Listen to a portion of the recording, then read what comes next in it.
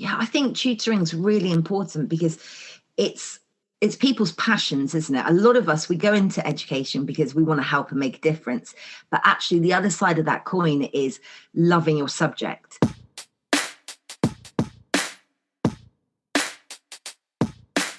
We're definitely the only UK platform that is advertising jobs in the education sector for teachers.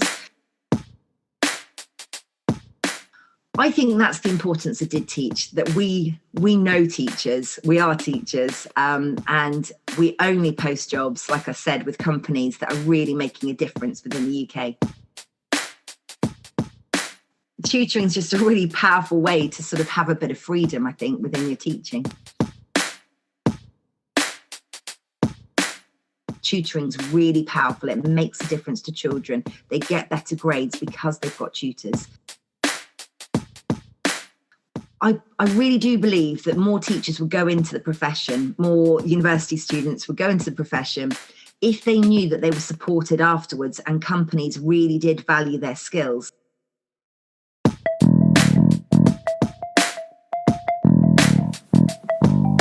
Hello and welcome to the Qualified Tutor Podcast, the podcast that brings you the latest in the world of tutoring, edtech and education, and hopefully inspires in you the big change that each and every one of us is capable of. Qualified Tutor is an industry-leading tutor training organisation and online tutoring community for thousands of tutors around the world.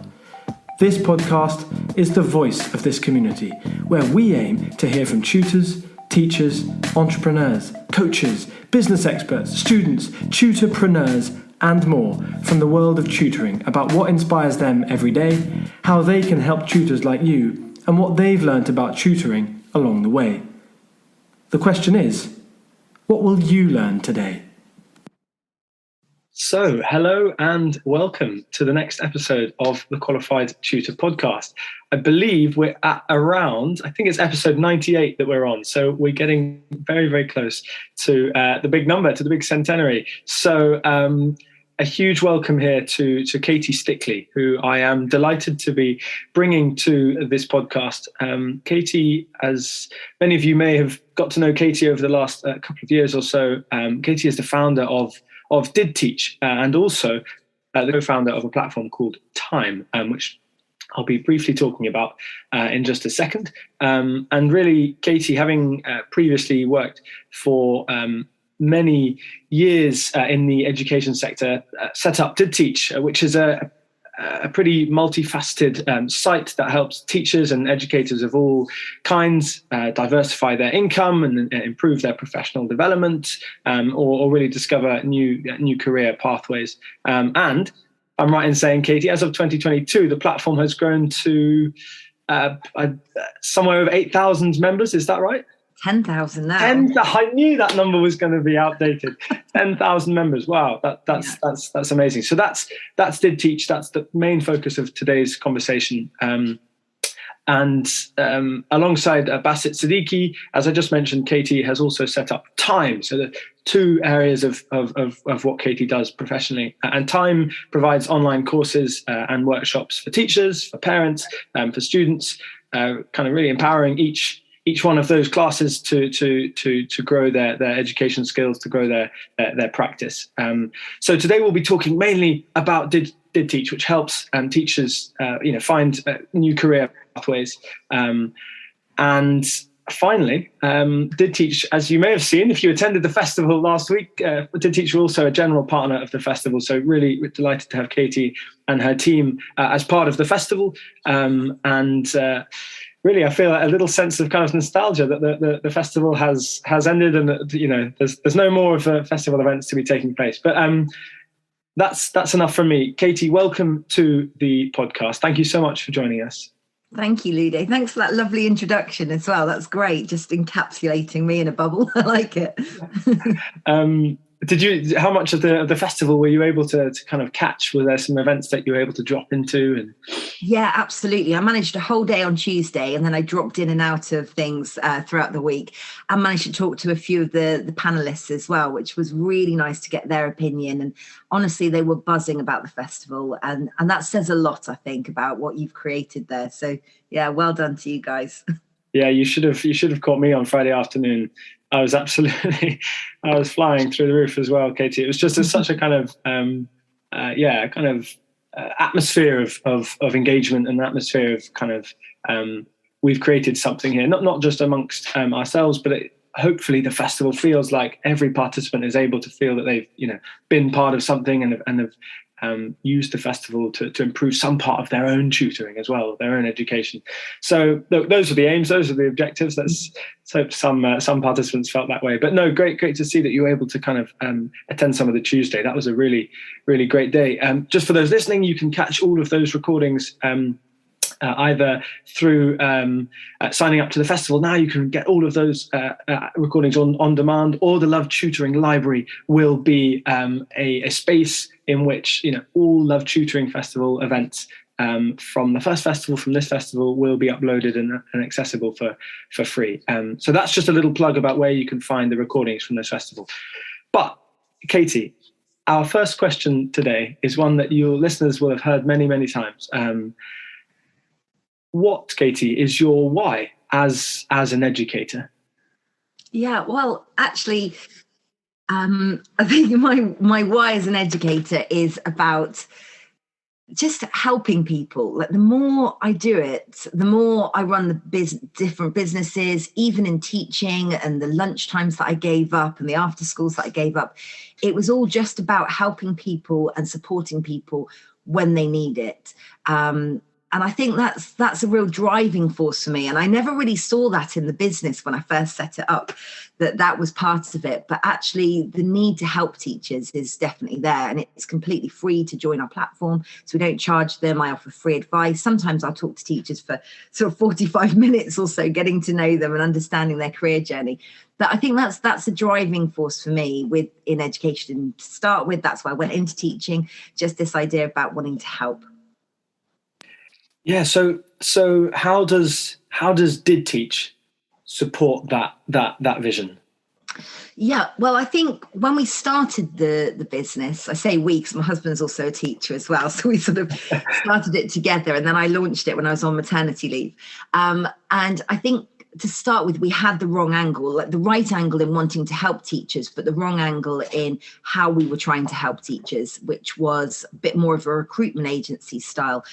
Just didn't work at all. And I felt like I was letting people down, and it was really frustrating that I had these amazing teachers on my database with these great CVs that we'd rewritten, and companies weren't interested in them because they were tied up with a recruitment agency. So when we pivoted to the job board, we sort of removed that pressure. So if you're a teacher and you're in the right place at the right time and it's the right career and you value that company, then you can just apply and you don't need to get us involved in it at all, which is really nice. So it's just about being as transparent as possible and always using the company logos, direct links to the websites, and just getting teachers straight to the jobs where companies value them. We only put jobs up where I've spoken to the company and they've said that they actually do want a teacher for that role. But teachers shouldn't limit themselves to that, because literally they can go anywhere. It's just meant to be a sort of easier fix for those who still are passionate about education and working for companies that make a difference. Yeah. Okay. So to give a little context to listeners, what kind of companies are advertising their roles on the Did Teach platform? Yeah, so when we started, we had a lot of edtech startups on our board that have grown quite rapidly, companies like Unifrog.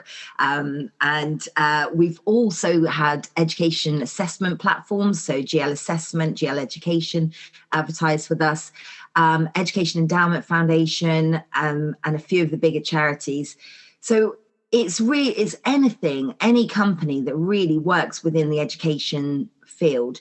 But also companies that just work with children and young people that really do value those teachers' skill sets and that experience that they've had communicating with children, with parents, with schools. So yeah, that's mainly the companies that work with us. Okay, yeah. So that gives a little flavour as to what kind of roles you can find on there. And now the next question that was kind of forming in the head, the next bit that I wanted to know is perhaps a tricky question, Katie. But why should a teacher or ex-teacher looking for a new career path, why should they come to DidTeach? What does DidTeach provide them that they might not find elsewhere? Yeah, well, I think we're definitely the only UK platform that is advertising jobs in the education sector for teachers. So that's one of the reasons, but also the fact that it's set up by teachers, I think is really important as well. So we do understand teachers' skill sets. We do run career transition workshops for those teachers who are really struggling and they just don't know where to go and what direction to go in. And I think because I understand what they say when they mean head of year 5 or that they're responsible for a particular key stage, I know what those skills are and I know how hard they've worked. And so therefore I can articulate a bit better their skills. And that's actually really nice moments, I think, within DidTeach, when you get to sort of you ask the teacher to unpick basically what they've done throughout their career and what they're proud of. And I think we don't spend any time doing that as teachers. We're just moving on for the next year, the next cohort of children. So actually asking them to sit and reflect on those key moments and then following that thread with them and say, okay, well, what happened next to that student that you mentored? Where did they go? Have they gone on to university? Are they still studying? What happened to that teacher that you mentored as well? Really nice moments with that where teachers just reflect. So I think that's the importance of DidTeach, that we know teachers, we are teachers, and we only post jobs, like I said, with companies that are really making a difference within the UK. I'm dying to know, what does an ex-head of year 5, what do they know? What job can they go into? Yeah, I mean, that's the thing, isn't it? If you break down what a head of year 5 is, you need to know, like, how many people were they in charge of and who did they liaise with? What special events did they create for that year group that, those magic moments that you remember when you were at school? What impact did that have? Did they liaise with outside agencies? Did they have the parents come in and see, what assemblies did they do? What topics did they research? How did they help the kids that were failing, the disadvantaged students, the kids with language barriers? How did they solve sort of racial literacy problems? I mean, it's kind of huge. So what jobs do they go into? I mean, everything and anything, to be honest. But it's, I think definitely project management type roles are really suitable for anyone who's been in that, had that sort of experience. And we do find a lot of teachers, they don't stay necessarily in education, but actually taking those skills that they've learned, those soft skills, those communication skills that are really, really important for businesses to communicate that message. So we always say, it doesn't matter where you go, but you really do need to look at the company and think, is this the right fit for me? Do I value this company and what they stand for? And then just go for that role. Yeah. So what kind of, is there a large kind of proportion of the teachers, of 10,000 members you've got kind of using or have used the site who find tutoring roles? I mean, how can tutoring support those leaving the classroom? Yeah, I think tutoring is really important because it's people's passions, isn't it? A lot of us, we go into education because we want to help and make a difference. But actually the other side of that coin is loving your subject. Loving what you've trained in so much that you just want to do it day in and day out. Yes, and that's what tutors do, isn't it? Yeah, absolutely. And no, hardly any other professions offer that, a chance to really get, immerse yourself in your subject and your specialism. So I think tutoring is a really important skill. Whether you tutor and teach at the same time, I think you learn a lot from tutoring that you can bring back to the classroom, and obviously things in the classroom you can take to your tutoring. So it's a really good pairing, I think. And then eventually, circumstances change for people. I've had all sorts of teachers come on my database for all sorts of reasons. Not one of them is because they hate education and they don't like their subject anymore. It's not to do with that. It's to do with, background and circumstance that might mean that they have to leave. I was made redundant from teaching. So, people have different reasons for leaving the profession. But I think what tutoring allows is that they've got that freedom then, that they've set up a bit of a business, something for themselves, that they can nurture and they can grow. And it was really nice listening to the stuff, the content on Love Tutoring Festival, because actually from there, this idea about growing a business and really believing in what you're doing. So there's two types of tutors, I think: those who just want to nurture the sort of small area that they've got and the local community, and those that they really believe in their ideology and they want that message to get across to lots of students in lots of locations. So I think that tutoring is just a really powerful way to sort of have a bit of freedom, I think, within your teaching. Yeah, and is there, on that note, do you find then that there is kind of scope for those who are still teaching to be on the platform looking for tutoring roles? Yeah, absolutely. I think it's a really good idea to get on there, talk to the community on qualified tutor. I think that's a really nice place to understand what people are saying, what messages they've got, the skills that you learn when you're tutoring. I think are really important, those interpersonal skills, but also how to manage your time. I think Sharon from Connexus, she was great. The way that she talked about sort of, really valuing what you're putting in, that you're the specialist and, people should pay you for your time, and appreciating that. I think that was a lovely message to get across, because I think some people just tutor, but actually tutoring's really powerful. It makes a difference to children. They get better grades because they've got tutors. I think that's important to learn. Yeah, absolutely. So there are, perhaps just to kind of clarify something on the site, that there are lots of current teachers on there as well, are there? It's not just people who've left the profession, is that right? Yeah, absolutely. I mean, you can understand when we set the business up, both teaching, it was a little bit of a scary thing. And a few people have put the phone down on me and been really rude about my business. And I've been in tears about it. It's really not about stealing teachers from the classroom. It's about, you've offered your time, say, most teachers, I think, is around 8 to 15 years. We've got teachers coming from there. They've dedicated their life to helping young people to achieve their best. They should then be supported if they want to move on or have to move on to something else. So it was really nice to be able to get on the job board, ways for teachers, to diversify their income. So tutoring's one of those.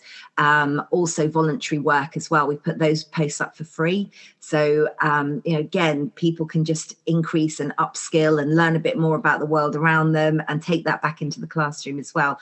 So, yeah, it's definitely not for people just leaving teaching. It's for people who are passionate about education and want to find other ways that they can support sort of education sector.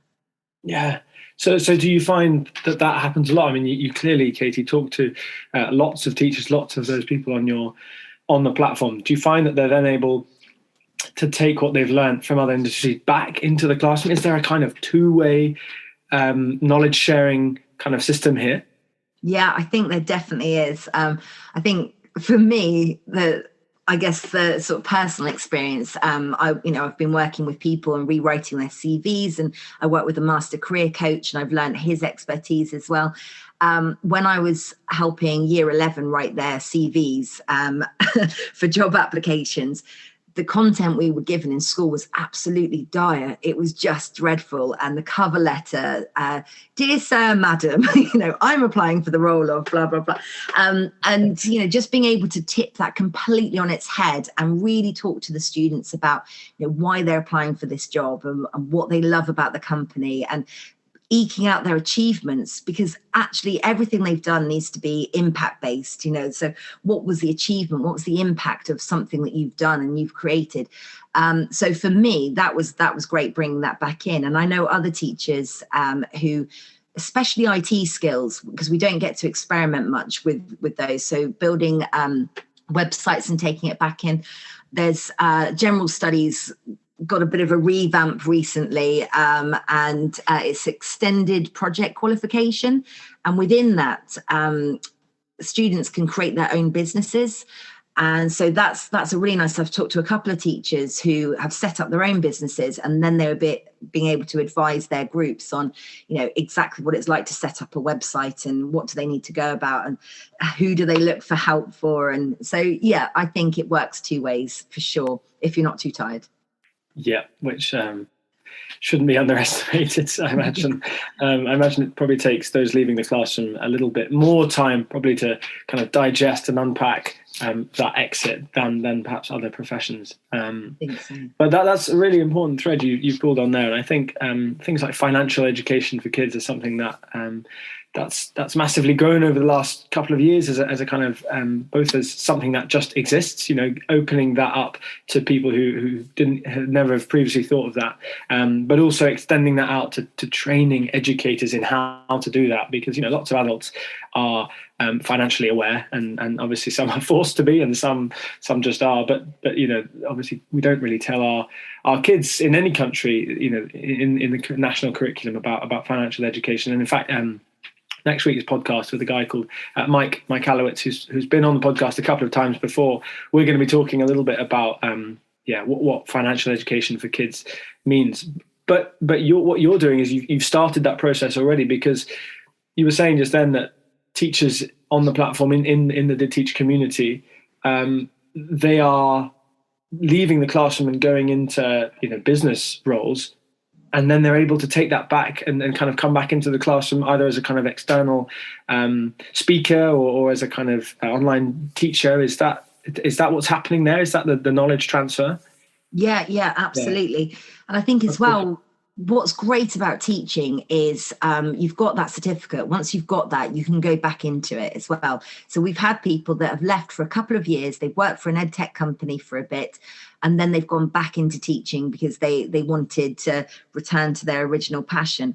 And I think that's a really nice thing about teaching as well, that you can dip in and dip out of it if you want to. You can set up a business, you can supply teach at the same time.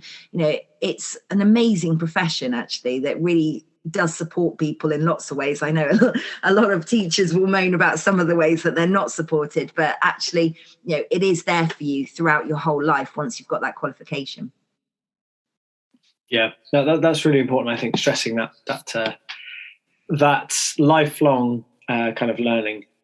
So yeah, that's a really interesting thread to put on, and hopefully, just listening to this, some people that horizons extended, horizons broadened. I think lots of teachers won't know about these resources or won't know about this platform, and I think that's what you're pointing them towards. But just casting our own minds, broadening our own horizons, Katie. We ask this question from time to time on the podcast. I think we first brought it in about a year ago when we were talking to Mary Mayat, who's obviously kind of thought leader in education and the classroom and curriculum. If you could wave a magic wand over the educational landscape, Katie, what would we see? Gosh, so many things. I really sort of rattled my brain with this one, because there's lots that I would like to see change. I think from speaking day in and day out to teachers, the biggest thing that needs to change is that work-life balance. And I think teachers just have this amazing work ethic, but they work so hard and so long, and they give up Sundays and they work evenings, and really they need to be spending time with their families, doing their own hobbies and interests. So I think, if there could be a way to sort of get back to that. When I first started teaching, 19 years ago, it wasn't as demanding. It was great. I was managing my time better, but the demands from the exam boards and the demands from Ofsted and then from senior leaders, sometimes it's just too much for certain teachers. And then you lose really good teachers who are passionate about what they're doing and passionate about educating young people and have got great experience within the classroom. You're losing them because they can't quite manage that work-life balance. They see all their friends going out on a Wednesday evening, and there's just no way. They're in bed by 9:30 if they've done their marking. And it's just such a shame that they're burning out. And we shouldn't allow a profession to burn out. It's quite disgusting, to be honest. Yeah, especially given the work that they're doing in preparing, the next generations of this country and of, around the world of every country.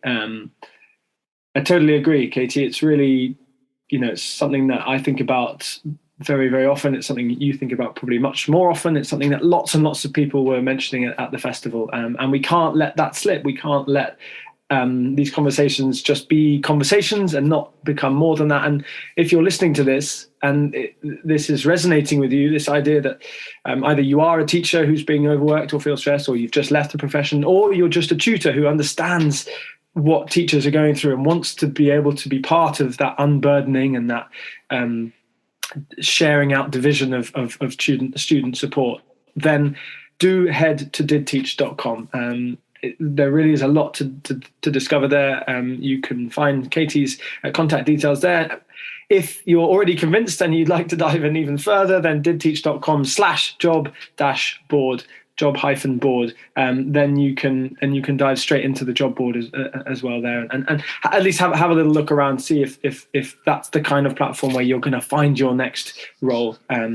So that's really, really important that the action is kind of started now. We don't have to change the world today, but taking those first steps into what a new system of education could look like is crucial. And I think we've talked a lot on this podcast about how the pandemic was a huge opportunity to switch up education, and no one wants to be in that position where we're feeling that moment might have passed. So I think organizations like Did Teach, Katie, that what you're doing is incredibly important in spreading that. And if I could give you just one more sentence,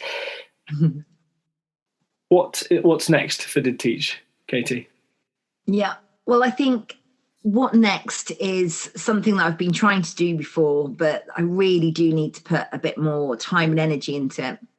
But talking to the Department of Education about supporting us and supporting teachers who are leaving teaching, I think could be a really good step for us, because I really do believe that more teachers would go into the profession, more university students would go into the profession if they knew that they were supported afterwards and companies really did value their skills. And at the moment, we don't see that until we dress up their CV into something they understand. They just don't get it. So I think conversations with the Department for Education, just sort of saying to them, look, you could, fix this leaking bucket by not just throwing people into the profession, but actually supporting them if they decide that they want to leave afterwards. Where do they go? And I think that's a conversation I would love to have. Let's make it happen. Let's set it up. We had Robin Walker, MP, deliver a pre-recorded presentation at the festival. So, the DFE are clearly thinking and talking about tutoring, and therefore thinking about how the education system can be different. So obviously lots and lots of conversations to be had in there. So Katie, thank you so much for joining us. We've come to kind of the end of those 25 minutes, half an hour. It's been a really inspiring conversation for me. Honestly, I leave each one of these episodes thinking about so many different areas to go down, and hopefully that can inspire what we do as a company next, and also who we bring onto the podcast next, and kind of just building and growing like that. So thank you very much for joining us. No problem. Thanks for having me. It's been quite nice just to have a natter. Have a little natter, but the record button's playing. As I said at the start of the podcast, if you would like, next week's guest, Michalowicz, will be talking about financial education for kids. And off the back of that, then kind of non-classic curriculum subjects for kids, what we can do next to educate children. If you've got any ideas on that about how we can bring financial education into the classroom, or why it's important to promote non-classic curriculum subjects, head to speakpipe.com/qualified tutor podcast. It'll be in the show notes of this this exact precise episode, wherever you're listening. Go to speakpipe.com/qualified tutor podcast, record a short message thinking about those ideas, unpacking those ideas, and we will play them at the end of next week's podcast. So anyone is free to do that. And it would be a great way to have your voice heard. I have been Ludo Miller, host of the Qualified Tutor podcast, and director of the Love Tutoring Festival as well. And we will see you all next time. Thank you very much for listening. It's a real pleasure to be bringing these wonderful guests to you. So thank you. Thank you, Katie. Thank you. Bye.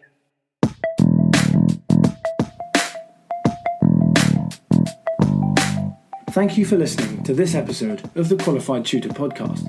Whether you're a regular listener of this podcast or you've just stumbled across it, join the Qualified Tutor podcast group within the Qualified Tutor community to stay up to date with our latest news, offers, workshops, and of course, simply to meet other tutors like you. Whatever your level as a tutor, our training courses will be the next step in your professional development.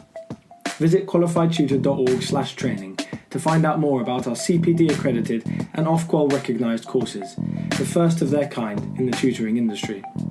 Your student deserves the best tutor possible. Make that happen today by joining Qualified Tutor